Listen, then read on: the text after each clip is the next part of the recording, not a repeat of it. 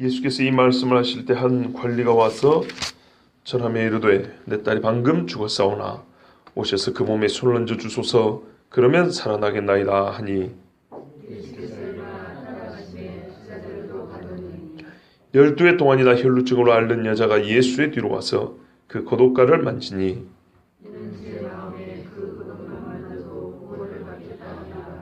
예수께서 돌이켜 그를 보시며 이르시되 딸아 안심하라 내 믿음이 너를 구원하였다 하시니 여자가 그 즉시 구원을 받으니라.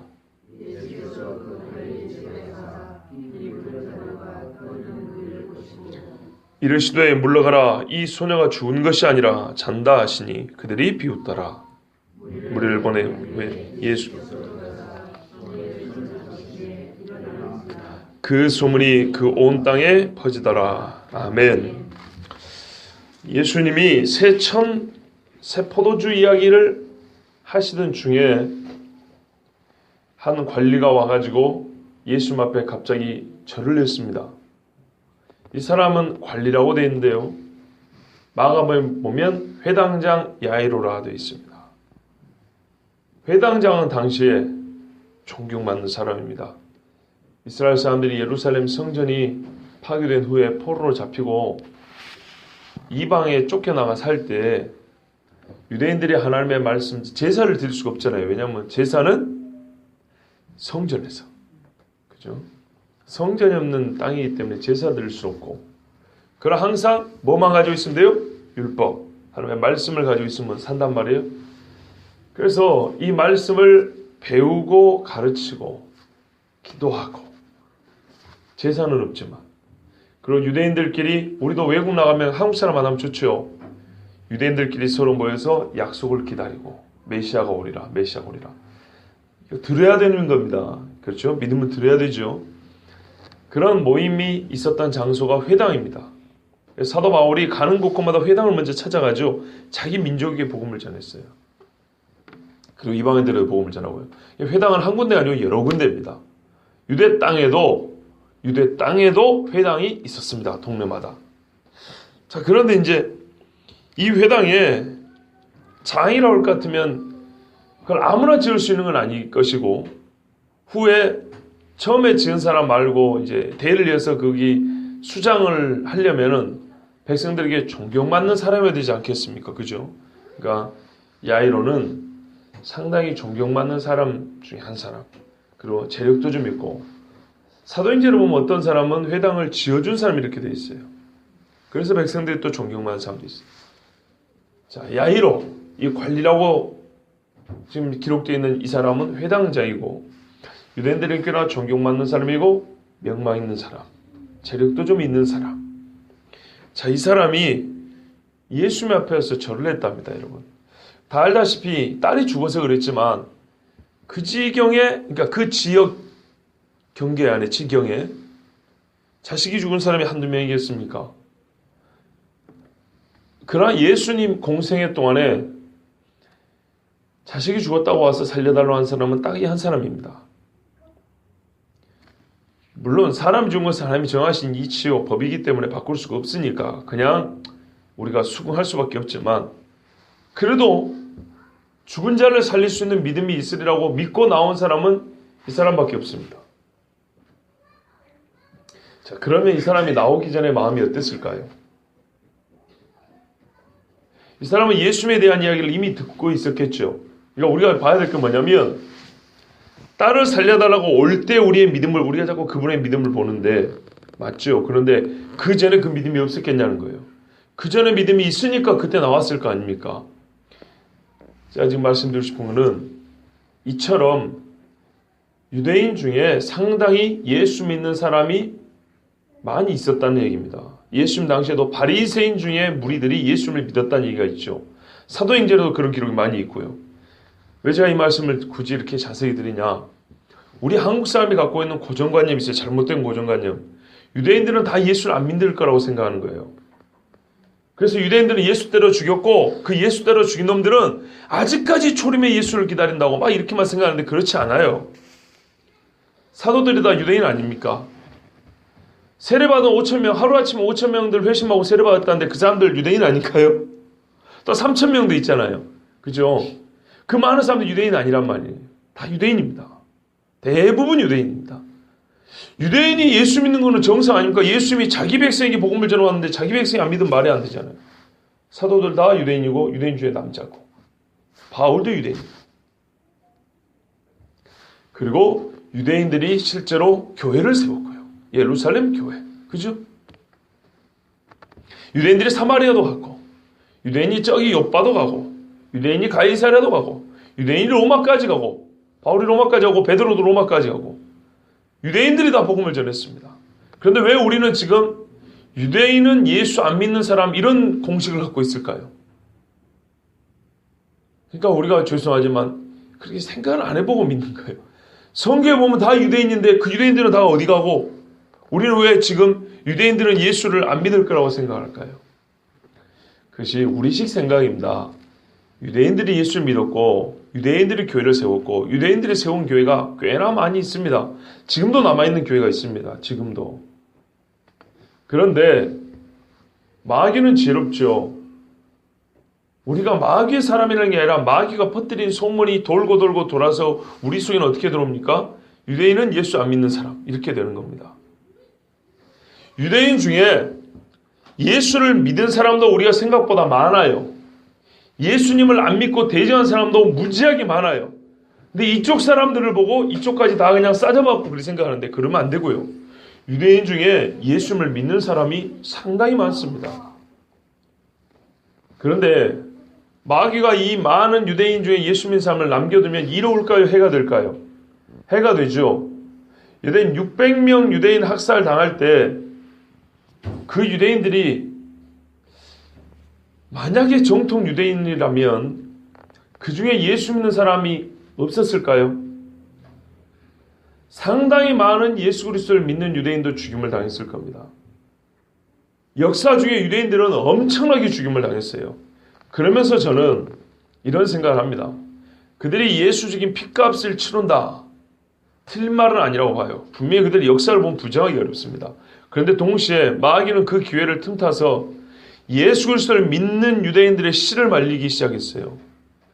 우리가 아는 히틀러가 죽인 유대인 600만 명 말고 그 전 1900년 동안 유대인들 엄청나게 많이 죽었습니다. 현대 역사에서 우리는 유대인 600만 명 학살 사건을 이제 기억을 하고 우리가 학교에서 배웠으니까 그러지만 그것 말고 기록되지 않은 유대인 학살 사건은 역사 중에 무지하게 많습니다. 유럽에 흩어졌던 유대인들을 엄청나게 많이 죽임을 당했어요. 그러면 그 유대인들이 살만하면 씨를 마르고 살만하면 씨를 마르고 이런 식으로 계속 죽였단 말입니다. 그 중에 예수 믿는 유대인들이 얼마나 많이 죽었을까요? 왜냐하면 그 역사 속에서는 예수 그리스도를 고백하는 신앙인들이 많이 죽임을 당했거든요.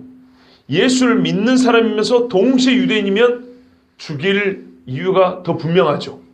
학대하는 사람들 입장에서, 핍박하는 사람들 입장에서.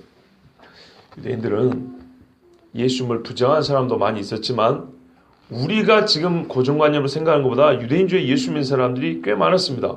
여러분 이 말을 부정하려면 사도행전을 부정하셔야 돼요. 사도행전은 분명히 그렇게 돼 있어요. 유대인들이라고. 우리는 하루에 5,000명이 회심한 걸 본 적이 없어요. 그러나 유대인 중에는 예루살렘 성 안에서만 하루에 5,000명, 그 다음에 하루에 3,000명 이렇게 회심했다고 그랬어요. 엄청난 부흥입니다. 로마에 2000년 전에 로마에서 유대인하고 비유대인하고 사이에 싸움이 벌어졌어요. 또는 유대인들 사이에서 싸움이 벌어졌어요. 예수 그리스도가 누구냐의 문제로 싸움이 벌어졌고 추방을 당했어요. 그게 AD 49년에 성경의 클라우디우스 황제 때 일어났던 사건입니다. 그때 공문서에 보면 크레수투스 때문에 싸웠다 이렇게 돼 있어요. 근데 로마 사람들이 그때 당시는 이 유대인들 발음이 정확하지 않잖아요. 로마 발음을 정확히 못하니까 크리스토스, 예수님을 말하는 그리스도를 말하는 건데 유대인들 발음이 시원치 않으니까 그 발음대로 쓴 게 크레스투스 이렇게 된 거예요. 크레스투스 때문에 싸움이 일어났다고. 그래서 도대체 크레스투스가 누구야? 하여튼 시끄러우니까 다 쫓아내버려 라고 쫓아낼 때 쫓김을 당한 사람 중에 브리스길라와 아굴라가 있었습니다. 그 사람이 쫓겨나가지고 유대인인데 쫓겨나가지고 고린도에 잠시 정착해 살다가 바울을 만났고요. 바울과 같이 동행하고 살다가 다시 로마로 갑니다. 그래서 로마서에 보면 브리스길라 아굴라가 로마로 돌아가 있어요. 그래서 그 편지 말미에 브리스길라 아굴라의 문안 인사가 그 기록이 되어 있다 이 말입니다. 그럼 그 중간에 고린도에 있을 때 만났다가 아볼로도 가르쳐주고 성경 가르쳐주고 알렉산드로 온 사람 아볼로가 있으니 세례 요한의 세례만 하고 예수의 세례를 알지 못하더라. 그래서 불러다가 성경을 자세히 풀어다 가르쳐준 브리스길라 아굴라, 상당히 성경 해박한 사람들, 이 사람들이 다시 로마로 가서 성도들을 가르치는 귀한 교회 일꾼이 됐다 이 말입니다. 그러니까 나중에 다시 추방됐던 사람들이 돌아올 수 있도록 했어요. 자, 그 추방할 때 문제가 뭐냐면 크레스토스라는 사람 때문이었어요. 그것 때문에 유대인들과 비유대인 또는 그리스도인과 비그리스도인 사이에 막 싸움이 벌어진 겁니다. 자, 그렇기 때문에 우리가 생각한 것보다 유대인들 중에는 예수 믿는 사람이 상당히 많았고, 분명한 사실은 예수님 사후 100년 어간에는 유대인들이 전 세계 복음 증거 사역의 제1등 공신이었다는 겁니다. 여러분, 전설로 내려지만은 인도에 도마가 가서 전도했다는 얘기 들어보셨죠? 도마 교회가 있지 않습니까? 도마는 본래 목수 출신인데 인도 왕한테 집 지어준다고 집 안 지어주고 전도만 하다가 순교당했다는 얘기가 있어요. 약간 우스갯소리를 섞였지만, 그래서 도마한테서 불교인들이 복음을 들었어요. 은혜로 구원받는다. 그리고 난 다음에 한 300~400년쯤 흐른 다음에 불교 2단 사설이 나왔는데 그게 뭐라고요? 정토사상. 여기 제기역에 가면은 큰 불교 건물 하나 지어놨죠. 저 강 건너에도, 개천 건너에도 있고 이쪽에도 하나 새로 지어놨잖아요. 1번 출구 옆에. 거기 보면은 보살들이 벽에 이렇게 막 돌로 새겨져 있어요. 부조라 그러죠. 벽에 이렇게 조각이 돼 있다고요. 무슨 관음상들. 요것들이 다 이 극락 정토사상에 나온 겁니다. 저기도 보면 무슨 뭐 정토회가 뭐 이렇게 돼 있는 거 있잖아요. 원래 이 불교에서는 이게 2단입니다. 2단. 왜 2단이냐? 불교에서는 윤회를 믿고 자기 자신이 돌을 닦아서 열반에 들어가 뭡니까? 자기가 부처가 되는 거죠. 그래서 불교에서 나오는 고타마 시타르타, 우리가 흔히 말하는 부처는 첫 번째 부처가 아니고 한 5번째 부처 정도 된다 그럽니다. 부처 누구나 될 수 있어요. 근데 아무나는 못 되죠. 그 정도 돼야 되는 겁니다. 그러니까 불교 교리는 절대 구원을 못 받습니다. 윤회라는 것도 태양 숭배사에서 나온 겁니다. 돌고 돌죠. 죽었다 살아나고 죽었다 살아나고 해가 그렇게 되죠. 거기서 나온 겁니다. 그리고 전 세계적으로 윤회 사상이 퍼져 있는 곳에 종교 분포들 보면 대마 있죠. 대마를 지배하는 지역하고 거의 일치한답니다. 이 환각 상태에서 무의식에 이 황홀경에 빠져갖고 막 이성을 보잖아요. 이게 바로 뭐예요? 전생을 본다는 겁니다. 약간 최면술 걸고 이런 환각작용제를 먹고 해가지고 사람의 정신 몽롱이면서 이상한 막 그 환상들이 막 보인단 말입니다. 그거를 보통 전생체험이라 그러고, 전생이 있으니까 지금도 있다. 뭐예요? 그러면 다음에도 있겠지. 이래서 윤회 사상이 자동적으로 나옵니다. 그리고 그건 기본적으로 태양숭배 사상이 상관이 되어 있고요. 자, 하여튼 이 불교 사상에서는 돌고 도는 것이고, 자기가 이 도는 이 뭐라 그러죠? 이거를 생각이 안 나는데, 이 사슬을 끊어야 되죠. 끊고 열반에 들어가야 됩니다. 그런데 한 400년, 500년 어간에, AD 400년, 500년 어간에 나온 이 정토 사상에는 타력권입니다. 누군가 나로 와서 구해준다입니다. 예. 보살, 아미타 보살 와서, 그래서 남아미타불이에요. 아미타불이 와서 그가 극락 정토에 우리를 데려가 주시라. 도솔천에 있다가 우리를 데려가 주시리라. 꼭 예수님이 내가 아버지 집에 거할 곳이 많으니 집을 다 예비하면 너희를 부르리라 이렇게 돼 있죠. 그거하고 똑같아요. 그러니까 처음에는 불교에서는 이건 2단이라고 그랬어요. 불교는 없는 거거든요. 근데 나중에 말입니다. 불교인들이, 기독교인들이 하는 말이, 봐라 이거 우리 불교에 있는 거 기독교가 배워간 거 아니냐고. 근본적으로 불교는 언제 시작했다 그래요? BC 300년, 400년 예수님 오시기 전에 시작됐다 그래요. 그러니까는 저들이 2단이라고 한 것을 옛날부터 있었던 것인 것처럼, 불교 시작 때부터 있었던 것처럼 그렇게 포장을 해서 AD 5세기에 생긴 이 정토 사상을 불교는 BC 한 300년, 400년에 생겼으니까 끌어당겨가지고 우리는 처음부터 이런 걸 주장했다고. 그리고 예수가 몇백 년 후에 태어나더니 우리 불교를 배웠다고. 그래서 불교 인도에 있던 이샤라는 그 제자가 바로 예수다고 막 이러면서 기독교가 불교에서 배웠다고 말합니다. 거짓말이죠. 이 사상 자체는 AD 5세경에 나온 겁니다. 그리고 또 하나 사람들이 얼마나 어리석은 거 아니, 기독교라는 우리가 이 종교학적인 이름을 붙인 거지만 그리스도 예수 메시아에 대한 예언과 그 복음은 2000년 전이 아니라 하나님이 아담에게서부터 주신 복음이기 때문에 세상 어떤 종교보다 앞선다는 것을 우리가 알아야 되는데, 기독교인들인 우리도 사실 어려운 이야기가 아닌데도 불구하고 구약과 신약을 쪼개고 생각하다 보니까 그 사람들이 그렇게 말하면 그냥 아무 말도 못하고 깽깽하는 거예요. 불교한테 배워왔나 이러는 거예요. 그렇지 않습니다. 자, 어쩌다 보니까 멀리 갔는데요. 그래서 우리가 뭘까요? 깨끗한 바탕에서 복음을 듣는 것이 아니고 이미 세상에서 들어온 지식이 있고 우리가 교회에서 들어온 고정관념들이 있어가지고 때로는 옳은 것도 있지만 때로는 좀 문제가 있는 것들이 있습니다. 거기다가 자꾸 쌓고 하니까 의문만 돼가는 거예요. 좀 그렇지 않나 이런데 그거는 이제 하나씩 풀어가면서 불필요한 건 씻어내고 무너뜨리고 다시 쌓고 옳은 것이면 그 위에다가 덧붙여서 더 세워나가고 이러면 되겠습니다. 자, 유대인이었던 회당장 야이로가 예수 그리스도를 믿은 사람입니다. 그래서 많은 사람 앞에 회당장이면 율법을 가르치는 데지 않았습니까? 그런데도 불구하고 회당을 지어준 율법주의자였던 야이로가 사람들 생각과는 다르게 숨은 제자, 그리스도 예수께서 어느 정도로 훌륭한 분이냐, 어느 정도의 위인이냐, 죽은 자를 살릴 정도의 위인이라는 믿음을 갖고 있었던 사람입니다. 대단한 믿음 아닙니까? 그러니까 이 사람은 예수를 진짜 믿은 사람이에요. 우리보다 믿음이 좋잖아요. 그러면서 하는 소리가 제 딸이 방금 죽었습니다. 오셔서 그 몸에 손을 얹어 주십시오. 즉 안수해달라. 옛날 번역이 좋아요. 안수하 없어서 이렇게 돼요. 안수하시면 살겠습니다. 손만 얹으면 일어나겠습니다. 와, 엄청난 믿음입니다. 예수님이 두만 안고 일어나 갑니다. 따라가셨어요. 그래, 앞장서라. 갑니다. 자, 한참 설교하던 중이니까 사람들이 막 따라 붙었겠죠. 제자들도 같이 따라갔습니다. 그런데요,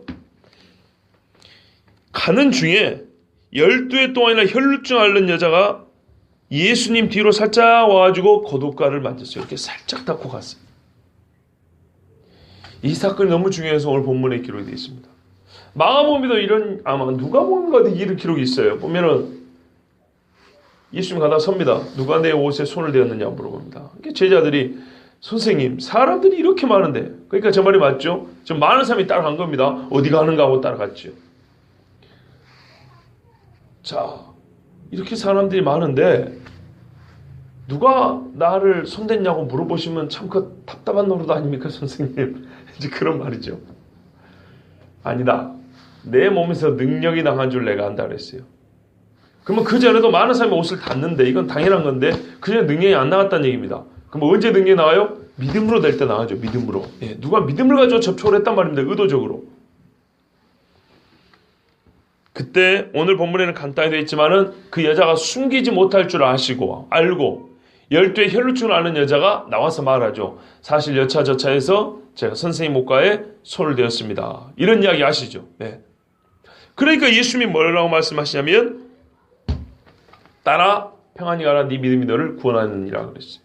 근데 이 사건이 참 중요합니다. 왜냐면요, 유대인들의 이 겉옷가는 우리 이 겉옷이 아니고 술이 달렸어요. 줄이 이렇게 달렸다고요. 민수기 25장에 있어요. 민수기 15장에 뭐라 하냐면 이스라엘 후손에게 명하여 그들의 대대로 그 옷단 귀에 술을 만들고 청색끈을 그 귀에 술에 더하라. 이 술은 너희로 보고 여호와의 모든 계명을 기억하여 준행하고 너희로 방종케 하는 자기의 마음과 눈의 욕심을 쫓지 않게 하기 위함이라. 그리하면 너희가 나의 모든 계명을 기억하고 준행하여 너희 하나님 앞에 거룩하리라. 아멘. 그러니까 이 술을 왜 달았냐면 내가 옷에 달린 이 청색 끈과 술을 보면서 나는 하나님 백성이지, 내가 하나님을 경배하는 사람이지, 스스로 이걸 기억하고 하나님 율법을 지켰다 이 말입니다. 그리고 이 사람은 그냥 추렁추렁 단 게 아니고 줄이 5개인데요. 이거를 4개로 또 묶었어요. 그러면 총 5마디가 나오죠. 그런데 그 마디마다 숫자 의미가 있었고 총 숫자를 더하면 39가 나옵니다. 구약 39번, 39권. 그래서 항상 나는 하나님의 말씀을 지키는 자, 하나님 앞에 부름받은 하나님의 백성, 하나님은 나를 돌보신다라는, 즉 하나님과 연합의 표시로 이 수를 달고 다녔어요. 좀 부자들은 고급스럽게, 좀 가난한 사람은 좀 싸구리로 하지만 이거는 매우 유대인에게 귀한 거였어요. 그래서 남의 겉옷을 가져간다는 말은 그 사람의 전 재산이면서도 그 사람의 신분 자체를 그 사람 아주 영적으로나 육적으로 모욕하는 행위가 되는 거예요. 왜냐하면 그 사람과 하나님의 관계가 이 옷에 달려있기 때문에. 그러면 이 여자가 손댄 건 바로 거기다 손을 냈다는 거예요. 어디 여기가 아니고 이 술에 손을 댄 거예요. 그러니까 이게 곧 나와 하나님을 상징하는, 나타낸 거예요. 나와 하나님과의 관계를 나타낸 건데, 즉 예수님과 성부 하나님과의 관계를 나타내는 그곳에다가 손을 댄 거예요. 그러니까 예수님의 영적인 정체성을 알고 내가 그 안에 연합하겠다고, 당신이 갖고 있는 그 영적인 권위, 하나님과 관계, 나는 그거를 믿음으로 당신의 옷에 손을 댄다 이 말이에요. 자, 문제는 이겁니다. 가장 거룩한 것에다가 가장 부정한 여인이 손을 댔어요. 어떻게 될까요? 여자가 거룩해질까요? 예수님이 부정해질까요? 저번에도 말씀드렸죠. 여자가 거룩해집니다. 민수기에 보면, 레위기죠. 레위기 유출병입니다. 몸에서 고름이 난다거나 피가 난다거나 유출병, 보통은 피죠. 이렇게 돼 있어요. 상당히 긴데요. 그 중에 한 부분을 읽어드리면 이렇게 됩니다. 그의 유출병으로 말미암아 부정함이 이러하니 하고, 이 유출병에 관한 얘기가 쫙 기록이 되어 있는데 그 중에 한 구절이, 유출병이 있는 자의 몸에 접촉하는 자는 그의 옷을 빨고 물로 몸을 씻을 것이며 저녁까지 부정하리라. 자, 유출병이 있는 사람이 여기 있어요. 근데 내가 어쩌다가 다 버렸어요. 그럼 어떻게 해요? 내가 이 사람하고 닿기 때문에 내가 더러워진 거예요. 그래서 내가 씻고 하루 종일 나는 해질 때까지 부정한 사람이에요. 유출병 있는 사람하고 똑같이 취급을 받는 겁니다. 그러면 예수님이 지금 이 가장 거룩한 분이 죽은 자를 살려가는 이 순간 부정한 유출병 있는 여자가 와서 손을 댔으니, 유대인의 율법에 하면 예수님은 지금 죽은 자를 살려 갈 수 있을까요, 없을까요? 못 가죠. 그 자리에 멈춰 서야 됩니다. 그리고 주변 사람들 다 떠나간다. 나 유출병 있는 사람과 당한 사람이요, 떠나시오, 이렇게 말하고 다 떠나보내야 됩니다. 그런데요, 예수님이 마태복음 23장에 보면, 어리석은 자들아, 재물이 크냐? 재물을 거룩하게 하는 제단이 크냐? 그렇죠. 제단이 크죠. 예수님 앞에 부정한 자가 와서 손을 놨기 때문에 이 여자가 거룩하고 정결하게 됩니다. 그러면 예수님이 이걸 알았다면 조용히 그냥 지나가셔도 되잖아요. 혼자만 알고. 이 여자는 어차피 몸이 나았고, 그죠? 뭘 하냐면은 이 여인이 자기 혈로 근원이 마른 것을 즉시로 깨달았다 그랬어요. 그랬으면 이 여자가 참 부끄러운 병을 갖고 있었기 때문에 예수님이 아무 소리 안 하고, 네가 믿음을 손대고 왔구나, 그러고 그냥 가시면 되잖아요. 근데 뭐하라고 한사코 이렇게 가다가 선 다음에 누가 내 몸에 손을 대었느냐 하고 이 여자가 꼭 인실을 짓고 하게 만드냔 말이에요. 말하자면 너 허락도 없이 내 능력을 지금 뺏어간 거야? 전기 이렇게 선 연기하고 뽑아 쓰듯이 그렇게 한 거야? 야단치는 건가요? 그게 아닙니다. 그거야 우리가 다 하시는 바대로. 이 여인이 뭐라 하냐면 그 겉옷만 만져도 뭐 하겠다고요? 구원을 얻겠다 생각했어요. 믿음 때문이에요. 예수님 앞에 많은 사람이 병 고침을 받았지만 예수님이 믿음 있는 자는 항상 그 믿음을 드러내 주셨어요. 네 믿음이 너를 구원하였다. 네 믿음이 있으니 평안히 가라. 따라 내 믿음이, 네가 믿음이 이만한 믿음을 보지 못했다. 저 두 랩도 넣는 그 여자인에게도, 그죠? 죽은 자를 살리든 병을 고치든 맹인 눈을 뜨든 헌금을 하든 기름을 붓든 어떤 행위든지 간에 믿음 있는 자는 항상 예수님이 제 기억으로는 복음서에 한 번도 안 빼고 꼭 그 많은 사람들 앞에서 믿음 이야기를 하셨어요. 그것 때문입니다. 예수님이 이 여인의 속으로 예수님의 옷가에만 손을 대도 내 이 병이 12년 동안 앓았던 혈우병이 의사에게 재산만 다 낭비하고 이제는 남편에게 버림받기에 딱 좋은 그 상황에 몸도 얼마나 빼쩍빼쩍 말랐겠습니까? 그냥 병색이 짙은 몰골로 해갖고 다니는 이 여자가 12년 만에, 그때 당시에 의사는요 존경받지 못하는 저주받은 도둑놈의 무리 중에 들어가는 직업이 몇 개 있었는데 그 중에 하나가 의사였답니다. 왜냐하면 유대인들은 보통 하나님이 병을 고친다고 생각했기 때문에 믿음도 없으면서 말은 그렇게 했어요. 그래서 일반 의사들한테 잘 안 갔습니다. 민간 요법을 많이 했는데 민간 의사라고 하는 사람들은 되게 마술적인 기법을 많이 썼고, 그리고 의술이 전문적이지 못하다 보니까 사람 몸을 괴롭게 하는 일이 많았어요. 그래서 재산만 축내고 병은 못 고치고 이런 일이 많아서 존경을 못 받고, 도둑놈들 직업이 몇 가지 있는데, 도둑은 아니지만 도둑놈의 탈을 쓴 직업이 몇 가지인데 그 중에 하나가 의사다는 게 유대인들의 사고방식입니다. 누가복음에 보면, 사도행전을 보면 누가를 뭐라고 했습니까? 바울이 존경받는 의사 누가. 왜 굳이 존경받는 의사라고 썼는지 이해가 되시죠? 유대인들이 헬라의 입장에서 좀 다릅니다. 그러나 유대인들 입장에서는 의사는 존경받는 사람이 아니에요. 근데 누가는 이방이지만은 바울이 유대인에 볼 때 이 사람 참 존경받을 만한 정직한 사람이에요. 역사도 그래서 아주 정직하게 써서 누가복음 기록 있지 않습니까? 존경받는 의사 누가. 유대인이 의사를 보고 존경할 만한 자로 쓴다는 것은 꽤나 어려운 이야기인데, 누가는 진실로 참 정직하고 거룩했던 사람인 것입니다. 그런데 이 의사, 돌팔이 의사들에게 양의 탈을 쓴 늑대와 같은 의사들에게 12년 동안 고생을 했기 때문에 이 여자가 얼마나 불쌍하고 참 철학있는지 모릅니다.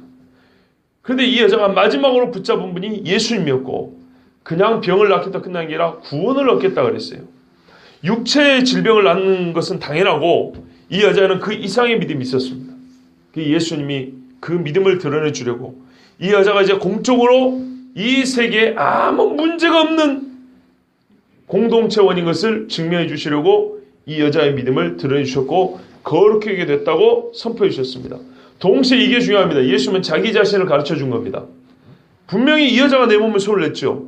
근데 누가 거룩해졌다고요? 이 여자가. 내가 부정해진 게 아니고 제 여자가 거룩해지고 그 증거로 몸이 나은 겁니다. 그러니까 예수님이 누구냐 이 말이에요. 어떤 부정한 자가 손을 대도 예수님은 절대로 부정을 안 타요. 이분은 사람이 아니죠. 예수님은 자신을 드러내시고 자신의 정체를 알려주시면서 이 여자가 바로 나 예수로 말미암아 나음을 입고 거룩하게 되었고 살아났다고. 무엇으로요? 믿음으로 말미암아. 이 귀한 진리와 교훈을 가르쳐 준 겁니다. 그것이 극명히 드러나는 예수님의 호칭이 있어요. 뭐냐면 이 저주받은 년아 이렇게 말하지 않았어요. 저의 뭐랄까요, 과격한 표현을 이해하고 드십시오. 왜냐하면 여자가 남자에 와서 손을 단다는 것도 안 되는 것이고, 유출병 있는 사람이 건강한 사람에서 손을 댄다는 것도 같이 죽자는 얘기예요. 이거는 저주받을 일입니다. 그런데 예수님은 완전 거꾸로 말했어요. 뭐라고요? 따라 그랬어요. 따라. 나이가 누가 많은지 모르지만 아마 이 여자가 더 많을 가능성이 커요. 12년 동안 고생했으니까.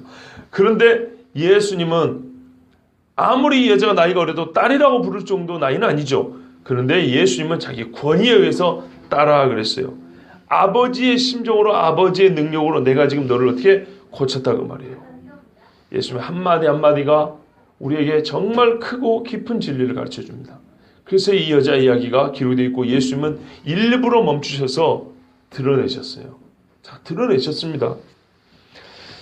자, 이제 열고 갑니다. 안심하라. 딸아 안심하라. 네 믿음이 너를 구원하였다. 예, 믿음 있으면 마음이 평안합니다. 이리 가는데 회당장 집에 갔더니 피리 부는 자들과 떠드는 무리가 있어요. 야, 떠드는 사람은 당연하죠. 왜 이 집에 마가복음에 12살 먹은 애라 되는데 12살밖에 안 된 애가 왜 죽었을까 하면서 여인들이 슬퍼서 이웃 사람들이 와서 얼마나 울었겠습니까?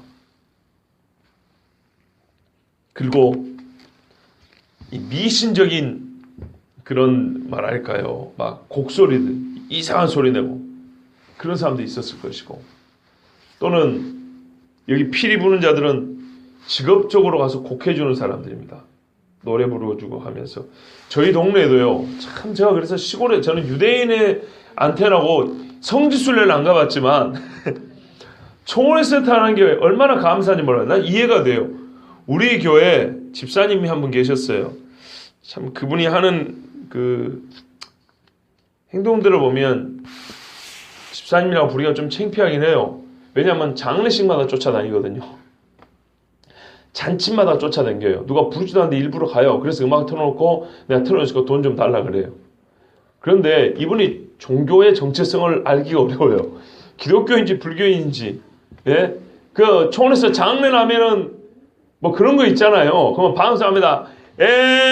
누구 집에 누가 이렇게 돌아가셨습니다 하면서 이제 그 시골의 그 무속 신앙에 입각한 그런 멘트들.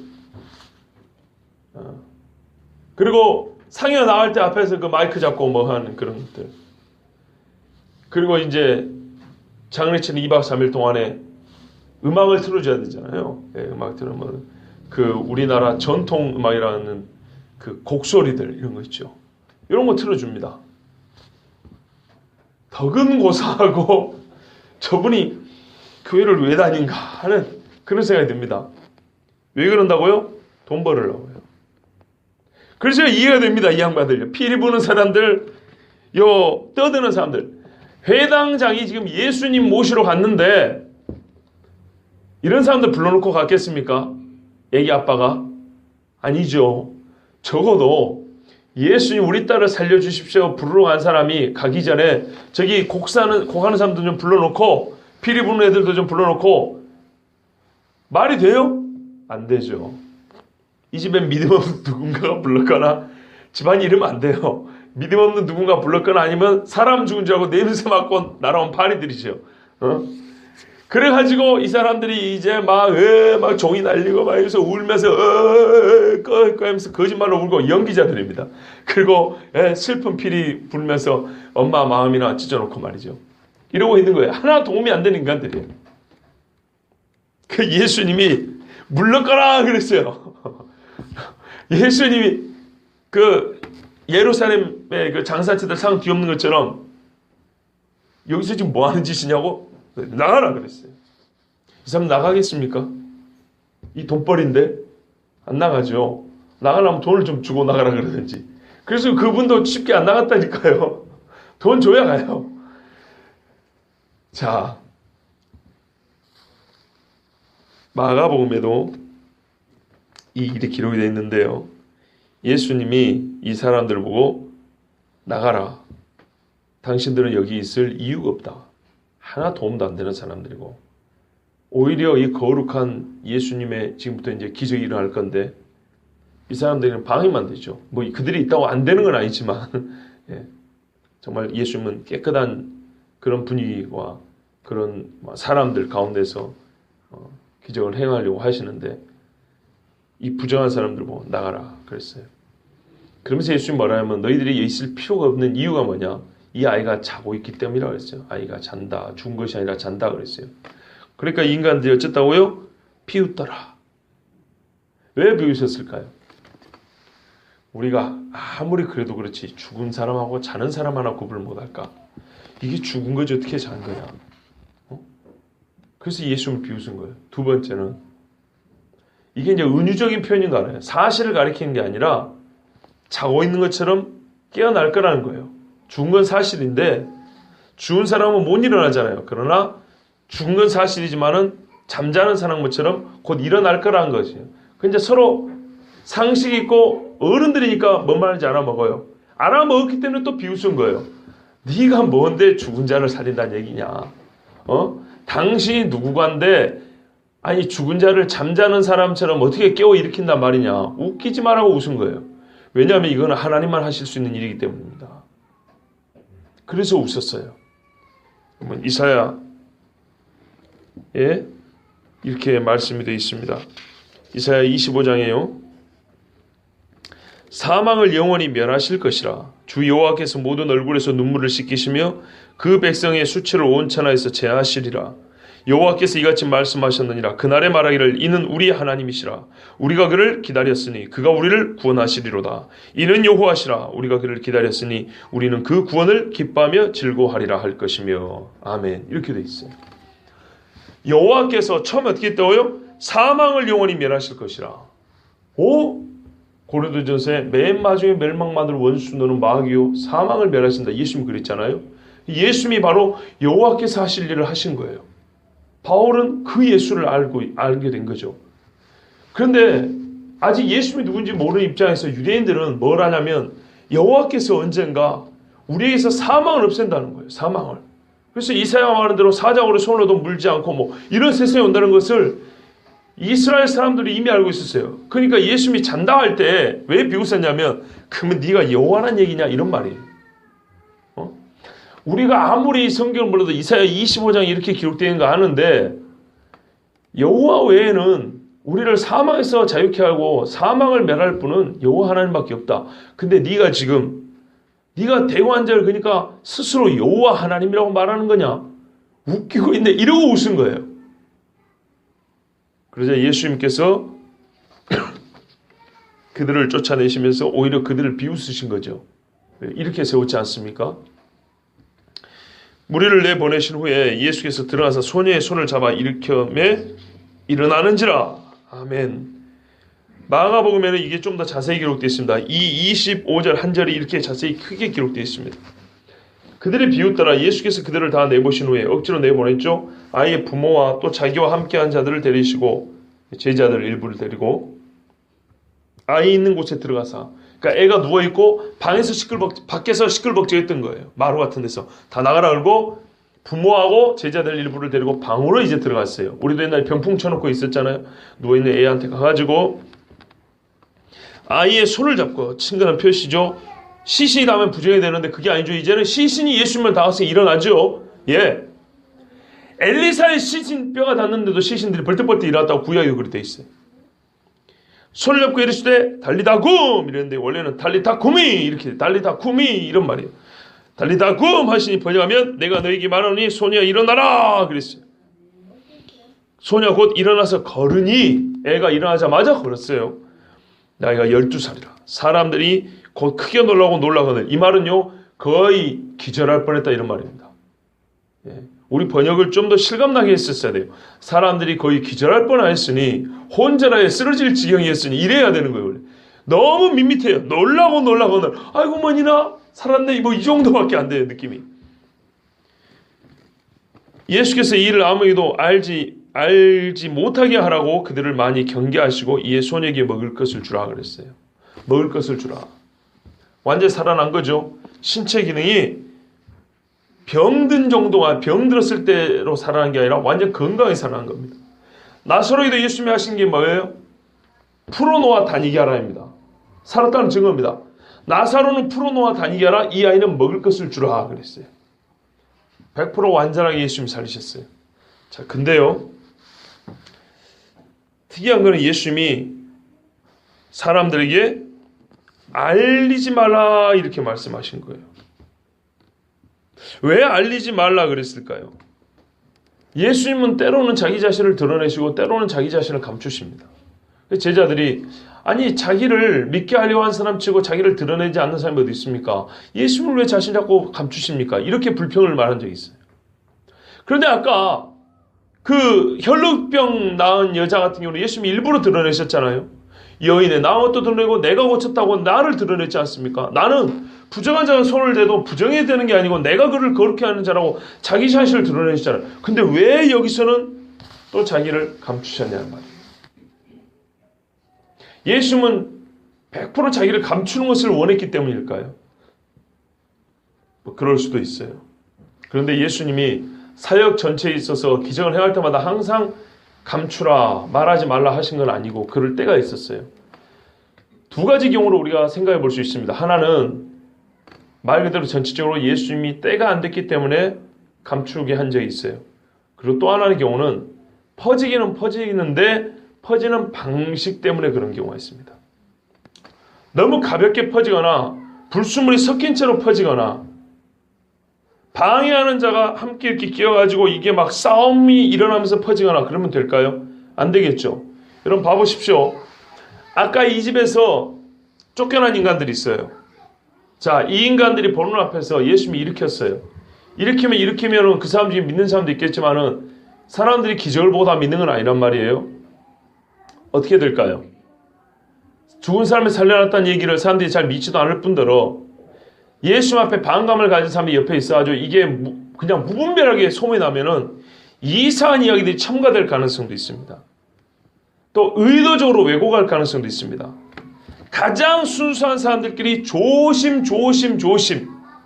특별히 예수님 본인이 이거를 별로 드러내려고 하지 않고 조용히 그냥 감추라고 했다. 그러면 훨씬 더 이야기의 신뢰성이 더 높아지죠. 예수님이 어떤 무슨 계산기를 두드렸다는 얘기가 아닙니다. 적어도 예수님은 이 죽은 자를 살리는 첫 기적, 이 가장 거룩한 기적이 예수님이 누구신지를 드러내는, 예수님의 정체성을 확실하게 드러내는 이 죽은 자를 살린 이 기적이 적어도 불순한 사람들의 입에서 왜곡되고 삐뚤어지고 문맥을 그냥 흥분된 상태로 그냥 퍼지기만 막 퍼지는, 그걸 원하신 게 아니고 비록 퍼지는 속도는 느리고 많은 사람이 알지 못하도록 정제적으로 깨끗하고 정확하게 예수님이 누군지를 알면서 신뢰성을 담고 있으면서 퍼져나가기를 의도했던 것으로 볼 수 있습니다. 왜냐하면 예수님이 모든 기적을 다 감추라 말하지 말라 한 적은 없었기 때문입니다. 드러낸 것들이 엄청나게 많았어요. 대부분 드러난 일들이었어요. 그러나 감추라고 한 경우는 크게 두 가지인데요. 그 사건을 아직 말할 때가 안 됐기 때문인 경우도 있고, 또 하나는 이것이 소문이 나기는 뭐 어쩔 수 없죠. 보십시오. 26절에 그 소문이 온 땅에 퍼지더라. 애시당초 결론적으로는 퍼지게 돼 있어요. 그러나 예수님께서 이들을 주의했을 때 누가 소문을 냈겠습니까? 소문내지 말라고 들은 그 사람들이 소문을 냈겠죠, 결국에는. 그런데 예수님이 뭐라냐면은 아무도 알지 못하게 하라고 많이 경계했는데요. 그럼에도 불구하고 이 사람들이 입에서 새어나갈 겁니다. 그럼 이 사람들이 말할 때 조심스럽게 말했지 않겠습니까? 매우 큰 사건을 흥분된 어조로 말하면 소문은 빨리 날지 모르지만은 그 사건의 질이, 소문의 내용의 질이 떨어질 수가 있습니다. 그리고 불순물들이 섞이기 쉽고 무분별하게 막 하다 보니까 막 원판이 아니라 원본이 아니라 막 이상한 사이비들이 말을 섞고는 2판, 3판, 4판 막 이런 이상한 판본들이 널려질 수 있습니다. 예수님이 이런 말을 했는데 저렇게 말했다라고 말이 막 섞이고 꼬여질 수 있다 이 말입니다. 예수님께서는 나사로를 살렸을 때 자기를 숨기지 않으셨죠. 오히려 사람들이 보는 앞에 살리셨죠. 그때는 이 야이로의 딸을 죽은 야이로의 딸을 살린 이야기가 이미 소문이 퍼진 다음 이야기입니다. 나사로는 나중 이야기입니다.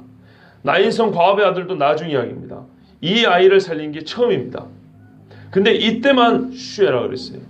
그러고 봤을 때는 예수님께서는 이 일 자체가 좀 천천히, 그리고 악한 자의 입에서 불순물이 섞이거나 왜곡되지 않고 매우 진지하고 정확하게 소문이 날 것을 예수님은 바라셨지 않았을까.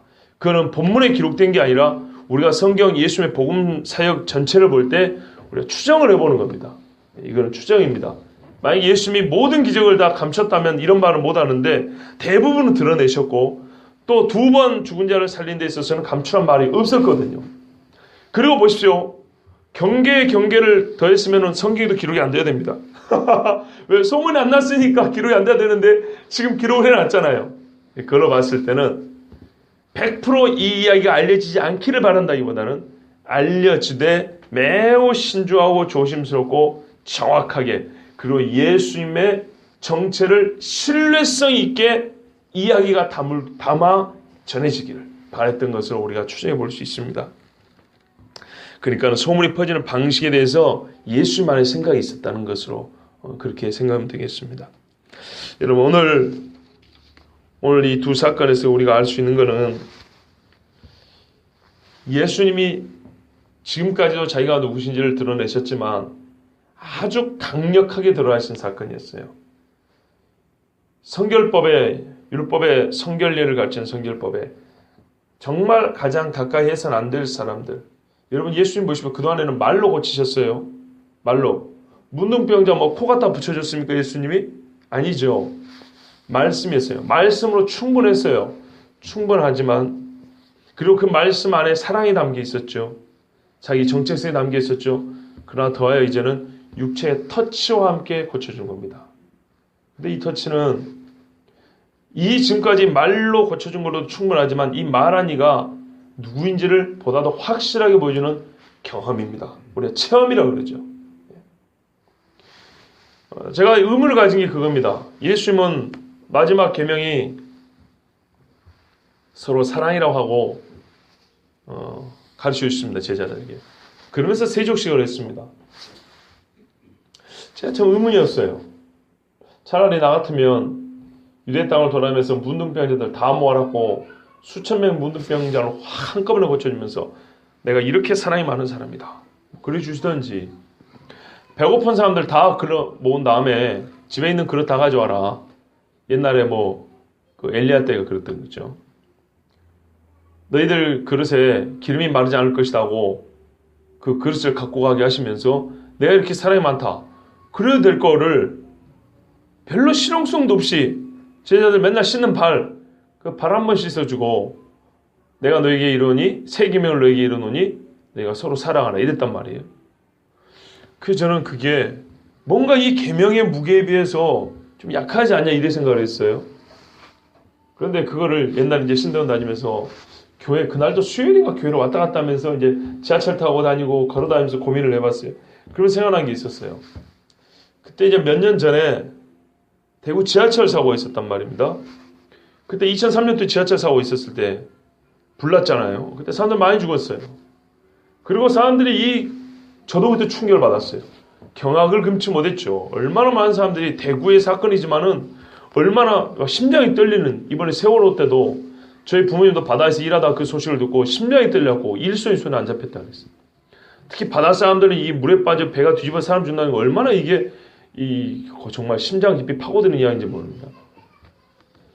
그런데 이제 그때도 많은 사람들이 밥도 못 먹고 울고 리본 붙이고 편지 쓰고 꽃다발 건 난리를 했는데 1년이 못 되어서 사람들이 정상으로 돌아옵니다. 그 생각을 했어요. 왜 그럴까 했더니 다 남의 이야기입니다. 남의 이야기. 내 이야기와 남의 이야기는 감이 다릅니다. 그렇죠. 그리고 그냥 듣기만 한 거고 내 이야기만 듣기만 한 거고 내 몸에 새겨지지 않기는 또 감이 다릅니다. 아하, 알았다.